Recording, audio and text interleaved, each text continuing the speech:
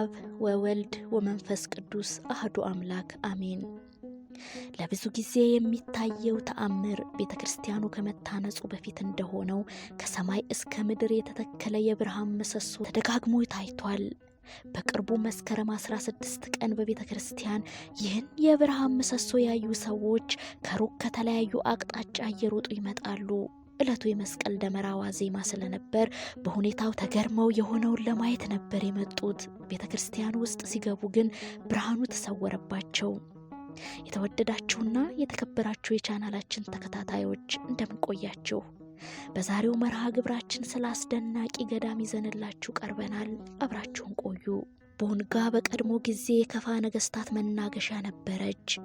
ከተማዋ ዲንቻና ግቻ በሚባሉ ሁለት ታላላቅ ወንዞች የተከበበችና ፈጣሪ በለገሳት ደን የተዋበች ናት። የቦንጋ አናት በሆነው በስተምስራቅ በኩል ከፍ ብሎ የሚታየው የስብራ ተራራ ግርማ ሞገሷን የሚያጎላው ከመሆኑም በላይ ከዚሁ ተራራ ተያይዞ ከወደ ሰሜን ምስራቅ ከከፍተኛ ቦታ ቁልቁል የሚፈሰው የበርታ ፏፏቴ ተፈጥሮን ግሩም አድርጎታል። ይህች ጥንታዊት ከተማ ተዋህዶ ሃይማኖት ከቀድሞ ጀምሮ የተስፋፋባት ለመሆኗ በአካባቢዋ የሚገኙት አብያተ ክርስቲያናት በቂ ምስክሮች ናቸው። ለአብነትም ያህል በ1932 ዓመተ ምህረት ገዳሙ የተመሰረቱት የባሃ ቅዱስ ጊዮርጊስ፣ የእኩት ወይም ኩቲ ቅዱስ ሚካኤል፣ የጌዷ ቅዱስ ጊዮርጊስ፣ የሻፓ ቅዱስ ገብርኤል፣ የጭሪ ቅዱስ ሚካኤል፣ የሸዋ ወይም ጠሎ ቅዱስ ሚካኤል አድባራት የሚጠቀሱ ናቸው። በአንድራቻ መድኃኔ ዓለም ገዳም ያገኘናቸው አቶ ተፈራ መኮንን የተባሉት አባት ባደረጉልን ገለጻ መሰረት ለመግቢያ እንዲሆን በቤተክርስቲያኑ ታሪክ እንጀምራለን። አካባቢው አንድራቻ ስለሚባል ቤተክርስቲያኑም አንድራቻ መድኃኔ ዓለም ተብሎ ይጠራል። ይህ ስም በከፊኛ ምስራቾ አንድ ዳቾ ከተባለለት የወጣ ሲሆን ትርጉሙም የምስራች አሁን ተገኘ ማለት ነው። ስያሜው ሊሰጥ የቻለው ቀደም ሲል የከፋ ገዥ ከተማ ለመከተም ፈልገው በአካባቢው ከሚገኙት 10 ወረዳዎች ቦታ ሲያስመርጡ ይሄ ቦታ ከሁሉ ቅርብና ተስማሚ ሆኖ ስለተገኘ ነው። አቶ ተፈራ እንደገለጹልን አባ ኃይሉ የሚባሉ ሞኖክሴ ቤተክርስቲያን በታነጸበት በዚህ ቦታ ብቻቸውን በጸሎት ይተጉ ነበር። እኚህ ሞኖክሴ ራእይ ታይቷቸው ይህ ቦታ የመንፈስ ቅዱስ ማደሪያ ነው፣ የዘላለም የብርሃን ምሰሶ ተተክሎ አይቻለው በማለት የተናገሩና የራእዩን ፍች ሲያስረዱ በአካባቢው ለሚኖሩ ምዕመናን የሚሆን ቤተክርስቲያን ይሰራበታል የሚል ተስፋ ሰጥተው የነበረ በመሆኑ ነው። ራስ ወልደ ጊዮርጊስ ከአፄ ምኒልክ ተልከው ከሸዋ ወደ ደቡብ ኢትዮጵያ ሲመጡ 3 ጽላት ይዘው ነበር። የቅድስት ሥላሴ የመድኃኔ ዓለምና የእመቤታችን የቅድስት ድንግል ማርያምን ጽላት ሁለቱ ወደ ሌላ ቦታ ሲወስዱ የመድኃኔ ዓለም ጽላት ግን እዚሁ ተቀምጧል። የህንጻው ስራ የተጀመረው በ1875 ዓ.ም ሲሆን 7 ዓመታት የፈጀው ስራ ተጠናቆ ታቦተ ሕጉ ወደ መንበሩ የገባውና በደብሩ አገልግሎት መሰጠት የተጀመረው በየካቲት 1882 ዓ.ም ነው። የመድኃኔ ዓለም ጽላት የመጣው ከጎንደር እንደነበር ይተረካል። ይህንን የገለጹልን አቶ አዋራሽ አለሙ አጦን በጎንደር ግንዳንሳው መድኃኔ ዓለም በመባል ይታወቅ እንደነበር አስረድተዋል። ራስ ወልደ ጊዮርጊስ የቤተ ክርስቲያኑ ህንጻ ከገነቡ በኋላ በአካባቢው የሚኖሩ ካህናትና መነኮሳትን ሌሎች አቅመ ደካማ የሆኑ ክርስቲያኖች እንዲኖሩበት በማሰብ ከአፄ ምኒልክ ጋር ተነጋግረው አስገደሙት፣ ገዳም አደረጉት። ቤተ ክርስቲያኑን ለመስራት የተጠቀሙበት እንጨት በተለይ ለግድግዳና ለጣሪያ የዋለው ጥርብ ወይም ሳንቃ የመጣው ከሊሙ ቦተር ልቼ ጊቤ አካባቢ ነበር። ቦታው ሩቅ ስለሆነና በዘመኑ ዕቃውን ማጓጓዝ ከባድና አስቸጋሪ የነበረ በመሆኑ የቦተር ህዝብ ለጅማ፣ የጅማ ህዝብ ለከፋ በነፋስ ወከፍ በማሸከም በማቀባበል ቤተክርስቲያኑ ድረስ በማጓጓዝ የአካባቢው ምዕመናን ትልቅ አስተዋጽኦ እንዳደረጉ አቶ ተፈራ ተርከውልናል። በአንድራቻ መድኃኔ ዓለም ቅጥር ግቢ ውስጥ ከአጸዱ ስር አረፍ ብለን ታሪኩን ስናደምጥ ቆየንና ወደ ቤተክርስቲያን ውስጥ ለመዝለቅ ከአስጎብኛችን ጋር ተነሳን። አስጎብኛችን አቶ ተፈራ መኮንን የ62 ዓመት አዛውንት ናቸው። በደብሩ ከ1939 ዓ.ም ጀምሮ ቀደም ሲል በዲቁና አሁን ደግሞ በመዘምርነት በማገልገል ላይ መሆናቸውን ገልጸውልናል።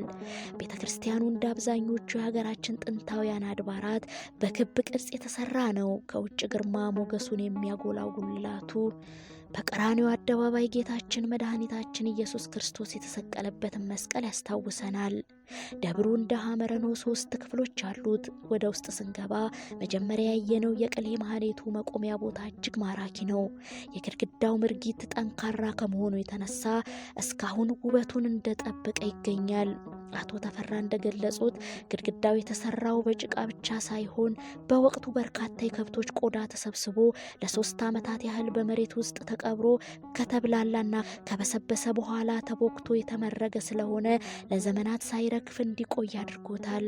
የመቅደሱ ዙሪያ ልዩ መንፈሳዊ መስህብ ባላቸው የቅዱሳን ስዕሎች የተዋበ መሆኑን ያየነው ወደ ቅድስቱ ስንዘልቅ ነው።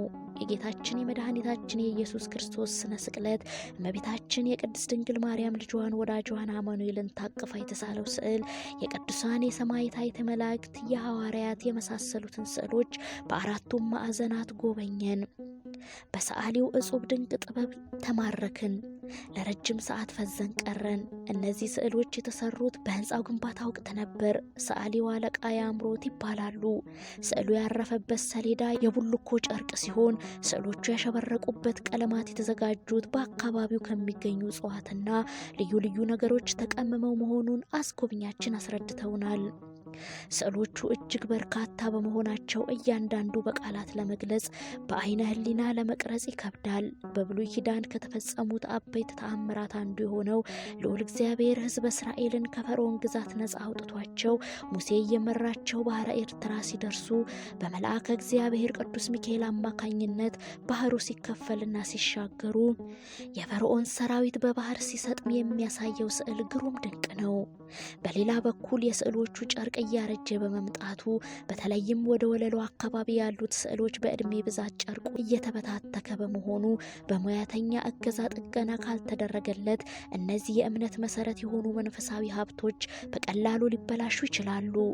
በዚህ ረገድ የሚመለከተው ክፍል ወይም እገዛ ለማድረግ የሚችሉ ሁሉ አስፈላጊውን ትብብር ካደረገ ይህ ሃይማኖታዊና ታሪካዊ ሀብት የመበላሸቱ ጉዳይ ይበልጥ የሚያሳስብ ነው። በአሁኑ ወቅት የቤተ ክርስቲያኑ ህንፃ በመታደስ ላይ ነው። የእድሳቱ ስራ በምን ደረጃ እንዳለ አቶ ተፈራን ጠይቀናቸው ሲመልሱ ቀድሞውኑ በዚህ ቤተ ክርስቲያን ስራ ላይ በከፋ የሚገኘው ህዝብ ቤተ ክርስቲያን ያደረገው ጥረት ከፍተኛ ነው።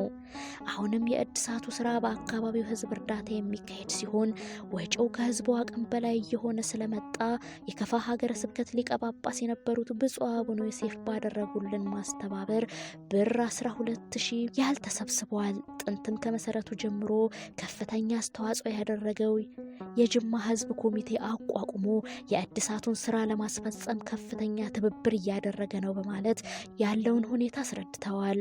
በአንድራቻ መድኃኔ ዓለም ገዳም ከጥንት ጀምሮ ብዙ ተአምራት እንደተሰሩ ይነገራል። ስለነዚህ ተአምራት ገለጻ ያደረጉልን አስጎብኛችን እንዲህ ይላሉ። ከጣሊያን ወረራ ጀምሮ የታዩ ብዙ ተአምራት አሉ።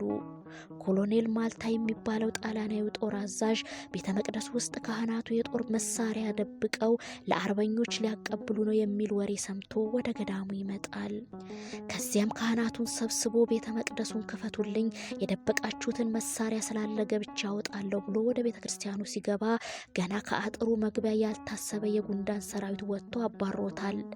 በሌላ ቀን እንዲህ ለመግባት ወጥቶ ከአጸዱ ስር በርካታ የእባብ ሰራዊት ወጥቶ ያባርረዋል። ከዚህ በኋላ አንዳንድ ባንዳዎች ካህናቱን አስፈራርተህ እነሱን አስቀድመ መግባት ትችላለህ ብለው ስለመከሩት ካህናቱን ይዞ እስከ ቅኔ ማህሌቱ ገብቶ የንጉሥ ዘውድና መሳሪያ ያለውን ሁሉ አውጡ ብሎ ያዛል። ካህናቱ ምንም አይነት መሳሪያና ዘውድ እንደሌለ ገልጸው ልጅ ኢያሱ የሰጡት ምንጣፍ ብቻ በቤተ መቅደሱ እንደሚገኝ ይነግሩታል። እሱም ምንጣፉን ይወስድና ወደ ቦንጋ ይመለሳል። እጅግ የሚገርመው ሰውየው ከዚያች ዕለት አለማለፉ ነው። ይኸውን ምንጣፍ በመኝታ ቤቱ አንጥፎ እንደተኛበት ጠዋት የተገኘው ሬሳው ነበር። ከዚህ ሌላ ለብዙ ጊዜ የሚታየው ተአምር ቤተ ክርስቲያኑ ከመታነጹ በፊት እንደሆነው ከሰማይ እስከ ምድር የተተከለ የብርሃን ምሰሶ ተደጋግሞ ታይቷል። በቅርቡ መስከረም 16 ቀን 1987 ዓ.ም በቤተ ክርስቲያኑ ይህ የብርሃን ምሰሶ ያዩ ሰዎች ከሩቅ የተለያዩ አቅጣጫ እየሮጡ ይመጣሉ። ዕለቱ የመስቀል ደመራ ዋዜማ ስለነበር በሁኔታው ተገርመው የሆነውን ለማየት ነበር የመጡት። ቤተ ክርስቲያን ውስጥ ሲገቡ ግን ብርሃኑ ተሰወረባቸው።